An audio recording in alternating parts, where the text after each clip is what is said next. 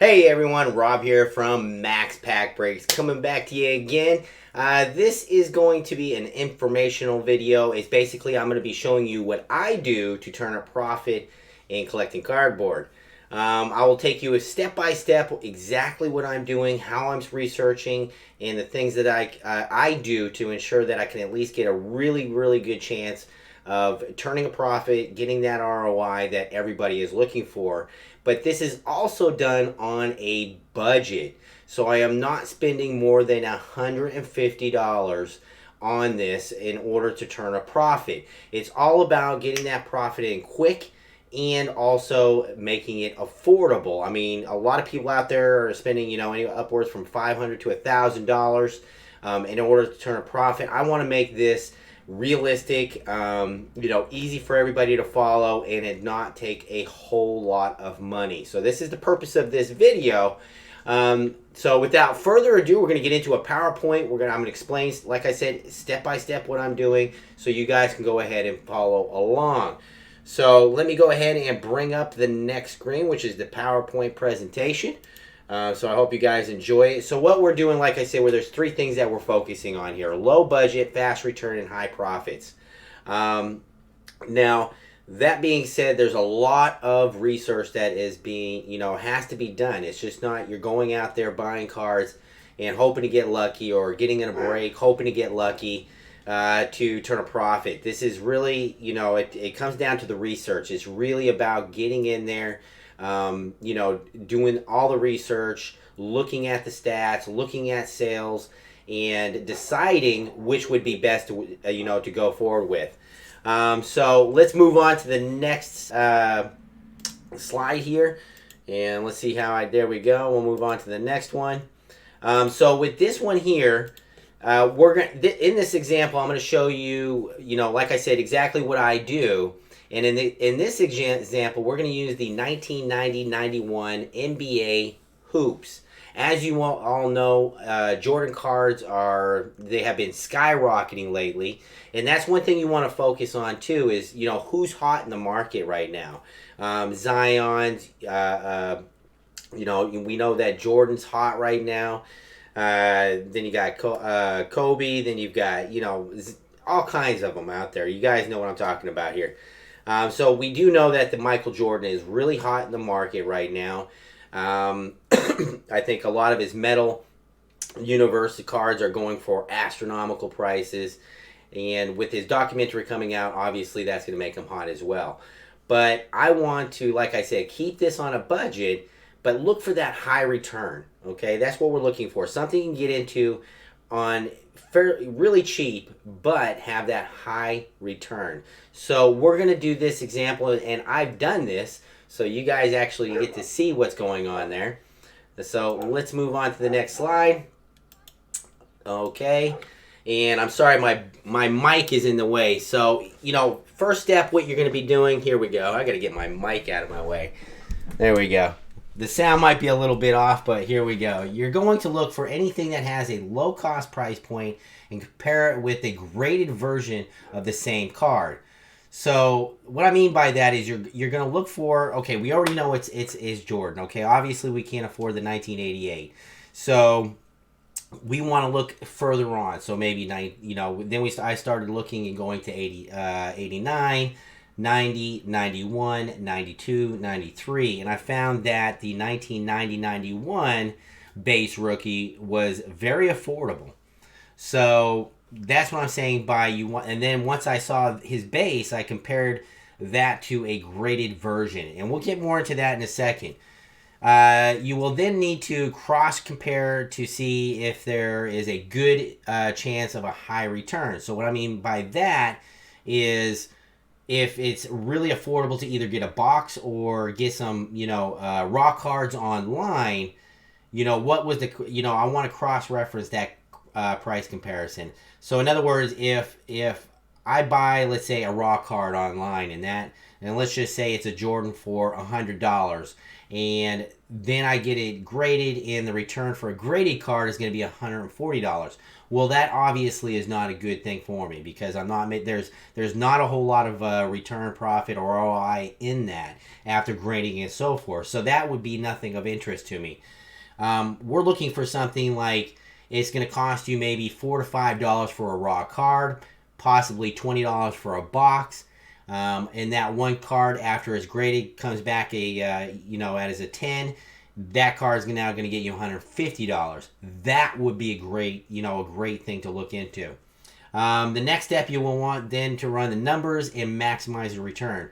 And I just explained that for you. Final step is to look for the lowest cost boxes or cards online. So there's, that's the step, the steps that I use. So like I said, we're going to be using let's go back one here. This thing just wants to keep going. Okay, so in the 1990-91 hoops, NBA hoops, there's key cards. And what I do is I go to, let me show you this really quick before we go in here. So what I did was the next thing I do is I say, okay, I'm going to go with that one there. Let me turn off, well, not the Yeti. Let me turn, I think it's this one. No, it's this one. There we go. So the next thing I did was I actually go to PSA. I look up the last price registry for the 1990-91 hoops. I click on, graded version of a PSA 10. And then it gives me all the prices for that set. I think there's 350 in the set. 440 in the set. So then I just click on the prices that we're going for lately on the PSA 10. And then I know exactly what cards I'm looking for. So as you can see, you got the Michael Jordan All-Star, card number 5. I pulled that. Then, you got the Bird. I actually like Bird, so I actually put that in my list. But I wanted to add it to the list to kind of give you guys an idea. So then I can go through here real quick. Then we got the Magic Johnson All-Star going from 150.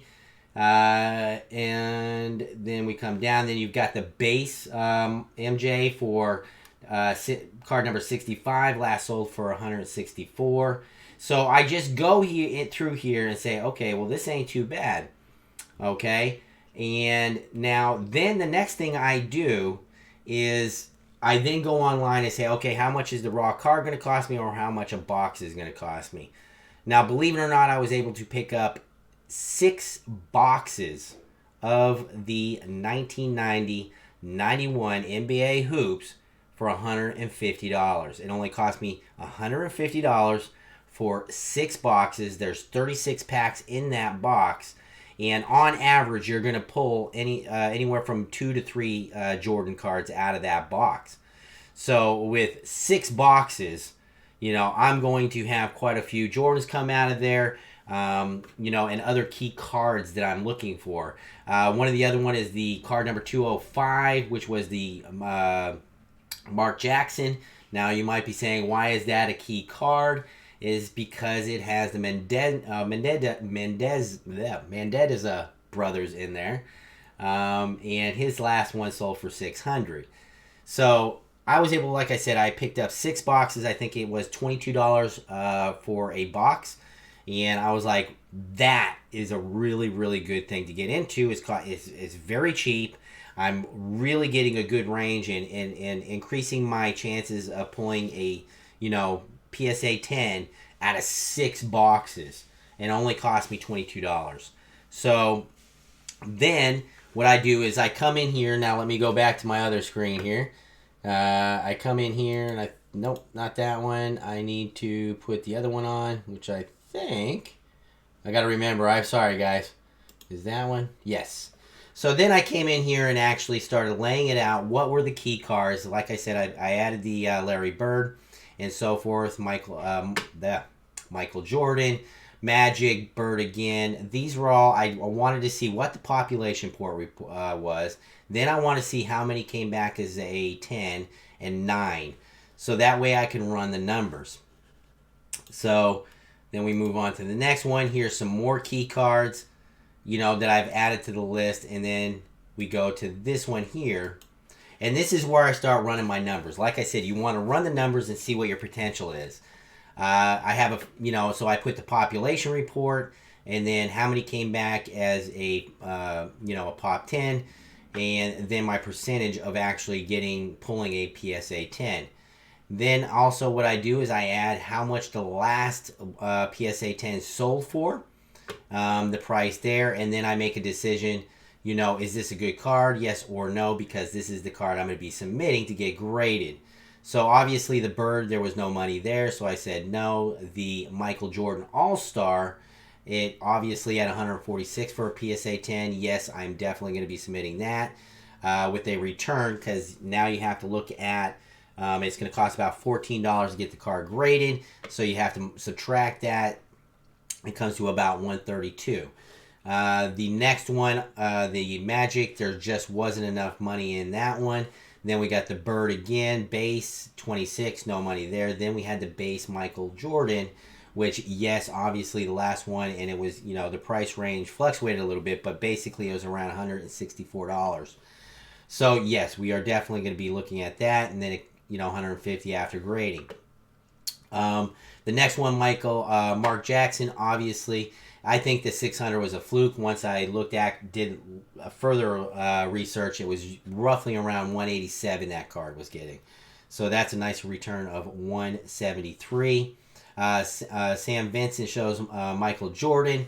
That one had a decent return as well, with a return of 62. And then we had the Michael Jordan team checklist with 58.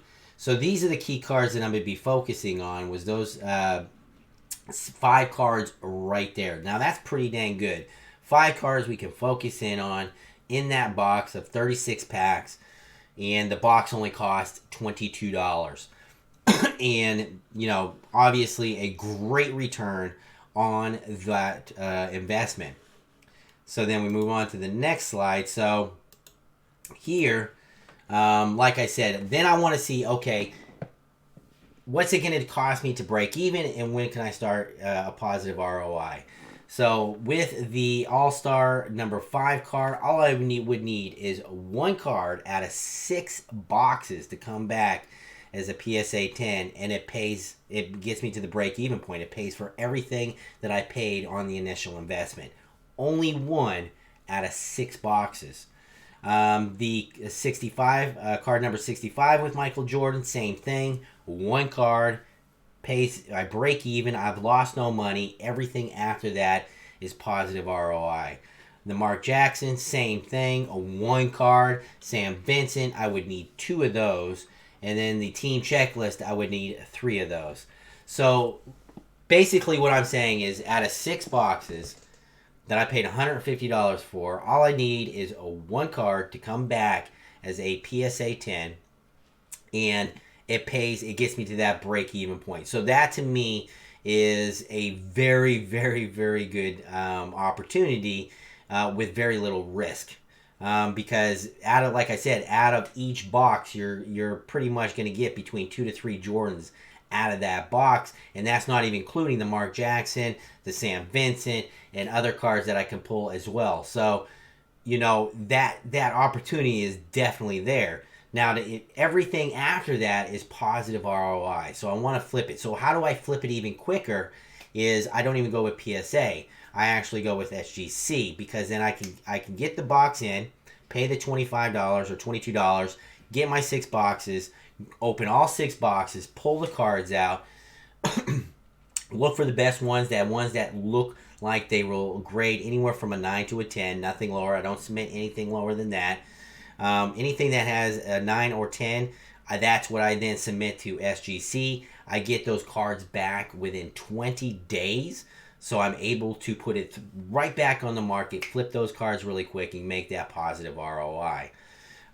Because, people ask, why don't you go, you can get, more capital out of going with PSA. I personally don't feel like that's the right move. I can't make no money with a card sitting at PSA for 5 months. That's ridiculous. I would rather go with SGC, get my card back in 20 days, and be able to flip it right away. And I gave, my friend the same scenario. I says, by the time you submitted your card to PSA, waited 5 months for it to come back, I've already done 4 flips and surpassed what you just made on that PSA. So it makes absolutely no sense to me. Because we're looking for something fast, something affordable, and something that you have a really good chance of a good return on your initial investment. And to make it affordable, this ain't going out spending $500, $1,000 looking to make a good positive ROI. We're talking $150 after grading and submission, maybe $210. That's not a whole lot of money. Anybody can do it, and it's quick. Boom, boom, boom.